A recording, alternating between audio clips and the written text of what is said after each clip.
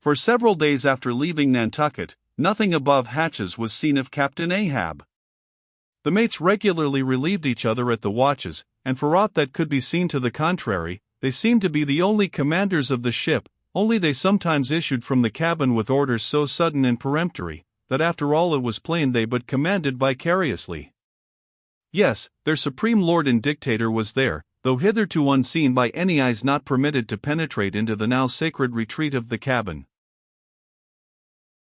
Every time I ascended to the deck from my watches below, I instantly gazed aft to mark if any strange face were visible, for my first vague disquietude touching the unknown captain, now in the seclusion of the sea, became almost a perturbation. This was strangely heightened at times by the ragged Elijah's diabolical incoherences uninvitedly recurring to me, with a subtle energy I could not have before conceived of. But poorly could I withstand them, much as in other moods I was almost ready to smile at the solemn whimsicalities of that outlandish prophet of the wharves. But whatever it was of apprehensiveness or uneasiness, to call it so, which I felt, yet whenever I came to look about me in the ship, it seemed against all warrantry to cherish such emotions. For though the harpooneers, with the great body of the crew, were a far more barbaric, heathenish, and motley set than any of the tame merchant ship companies which my previous experiences had made me acquainted with, still I ascribed this, and rightly ascribed it, to the fierce uniqueness of the very nature of that wild Scandinavian vocation in which I had so abandonedly embarked. But it was especially the aspect of the three chief officers of the ship, the mates, which was most forcibly calculated to allay these colorless misgivings, and induce confidence and cheerfulness in every presentment of the voyage. Three better, more likely sea officers and men, each in his own different way, could not readily be found, and they were every one of them Americans, a Nantucketer, a Vineyarder, a Cape man.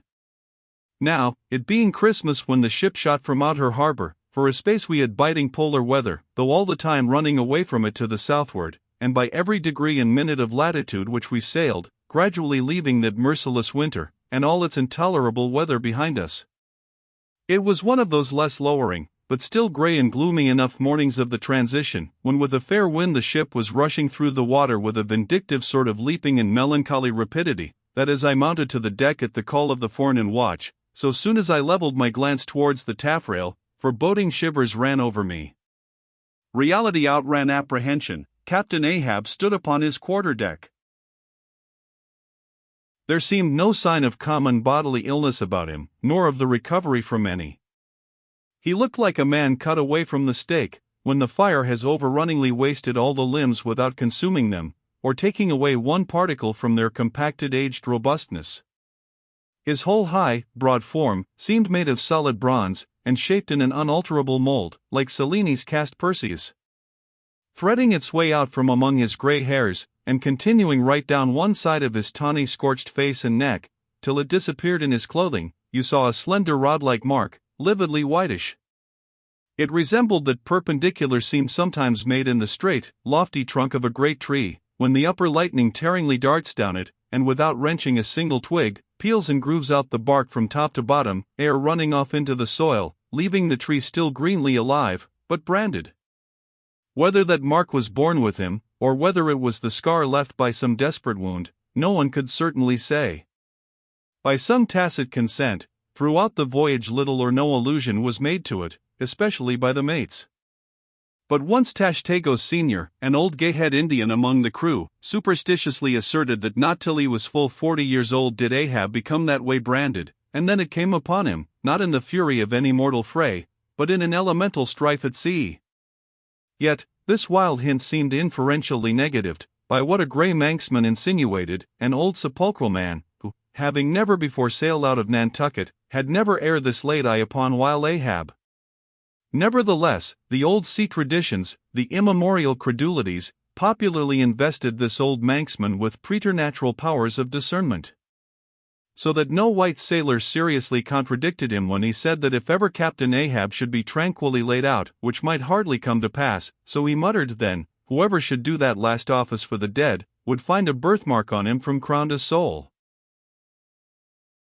So powerfully did the whole grim aspect of Ahab affect me, and the livid brand which streaked it, that for the first few moments I hardly noted that not a little of this overbearing grimness was owing to the barbaric white leg upon which he partly stood.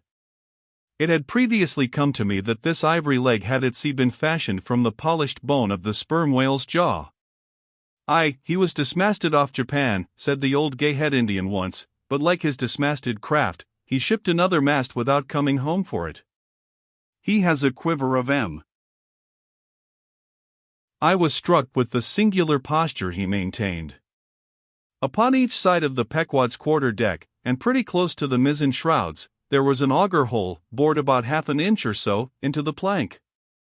His bone leg steadied in that hole, one arm elevated, and holding by a shroud, Captain Ahab stood erect, looking straight out beyond the ship's ever-pitching prow. There was an infinity of firmest fortitude, a determinate, unsurrenderable willfulness, in the fixed and fearless, forward dedication of that glance. Not a word he spoke, nor did his officers say aught to him, though by all their minutest gestures and expressions, they plainly showed the uneasy, if not painful, consciousness of being under a troubled master eye.